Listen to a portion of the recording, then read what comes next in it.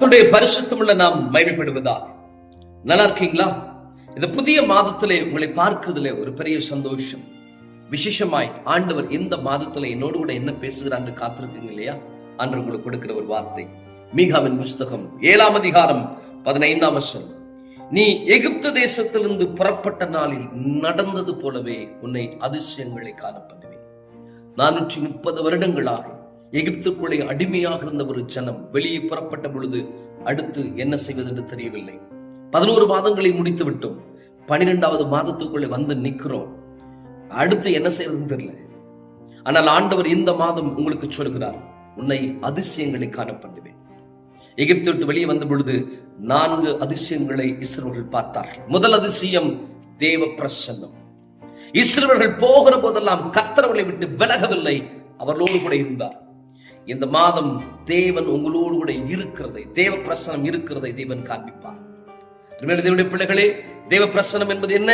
அவர் உன்னை விட்டு விலகுவதும் இல்லை, உன்னை கைவிடுவதும் இல்லை. உனக்குள்ள ஆண்டவரை விட்டு விலகிவிட்டார், ஆண்டவனை கைவிட்டார் என்ற பயம் இருக்குமா? நான் சொல்லுகிறேன், இல்லை. இந்த மாதம் தேவ பிரசனம் உங்களை நடத்துகிறதை காண்பீர்கள். 2வது காரியமாக ஆண்டவர் செய்த காரியம் தேவ பாதுகாப்பு. இஸ்ரவேலர்கள் வனாந்திரத்துக்குள்ளே போகிற போது பாம்புகளாலும் மற்ற விதமான விசஜந்துக்களாலும் மனிதர்களாலும் போராட்டங்கள் உண்டான பொழுது தேவ பாதுகாப்பை தாண்டி ஒன்றும் உள்ளே வர முடியவில்லை.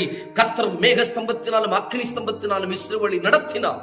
இந்த மாதம் தேவ பாதுகாப்பு உங்கள் மீது உண்டாகும். 3வது காரியமாக தேவ போஷிப்பு. இஸ்ரவேலுக்கு ஒரு குறைவும் இல்லை. சகலமும் வானத்திலிருந்து மன்னா ஏற்ற நேரத்தில் கிடைத்துக் கொண்டே இருந்தது.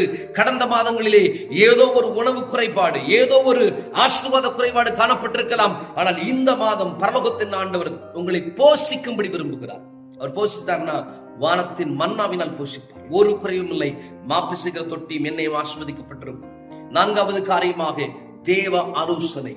கர்த்தர் இஸ்ரவேலுக்கு முன்பாக போனார், அவர்களுக்கு ஆலோசனை சொன்னார். என்ன பண்ணணும், என்ன பண்ண வேண்டாம்னு சொன்னாரு. இந்த மாதம் அப்படிப்பட்ட தேவ ஆலோசனையுடைய சத்தத்தை கேட்பீர்கள். நீங்க என்ன செய்யணும், என்ன செய்யக்கூடாது, இதெல்லாம் பண்ணு, இதை உடனே நிறைவேற்றி கர்த்தர் சொல்லுகிற சத்தம் உங்களுக்கு கேட்கும். 4 காரியத்தை, 4 அதிசயங்களை கர்த்தர் செய்ய போகிறார். 1 தேவ பிரசன்னம், 2வது காரியமாக தேவ பாதுகாப்பு, 3வது தேவ போஷிப்பு, 4வது காரியமாக தேவனுடைய ஆலோசனை. இந்த 4 அதிசயங்களும் உங்கள் எல்லைக்குள்ளே நடப்பிக்கும்படி ஆண்டவர் உதவி செய்வார். இந்த மாதம் இந்த அதிசயங்களை கண்டு நீங்கள் கர்த்தரை மகிமைப்படுத்துவீர்கள். God bless you. கர்த்தர் உங்களை ஆசீர்வதிப்பாராக. ஆமென்.